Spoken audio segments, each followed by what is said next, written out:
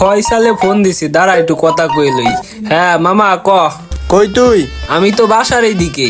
আরে বাসা অন্য কি রাস বেটা, দুইটা বড় মাল আছে খাইলে আয়। আরে না, আমি এসব বাদ দিয়ে দিছি। হইছে ফাবর কম মার।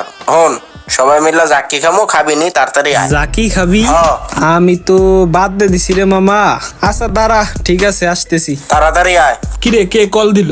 ফয়সালে ফোন দিল, কইলো কি নাকি খাইবো। তুমি ভালো হয়ে গেছো, কি ভালো হয়ে গেছো তা তো বোঝাই যাচ্ছে। কুত্তারলেস কোনো সময় সোজা হয় না।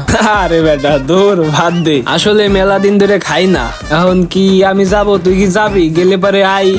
না আমি ওইগুলো খাইও না, আমি ওগুলোর আশেপাশেও থাকি। আমি যাবো না ভাই, আইলে তোর আর যাওয়া কি তুই যা। করার, ই কর, তুই বাড়ির দিকে যা, আমি সন্ধ্যার পরে আয় তোর লগে দেখা করবো। আচ্ছা করিস যদি মাথা সুস্থ থাকে। গেলাম। হ্যাঁ আচ্ছা যা যা। গাড়িতেও তেল নাই, কখন না কখন বন্ধ হয়ে যায়, কইতে পারি না, যাই দিহি। কিরে ফয়সাল, ইমনের দিকে কোনো খোঁজ খবর নাই? তুই কি আর ফোন দিছিলি নাকি আমার লগে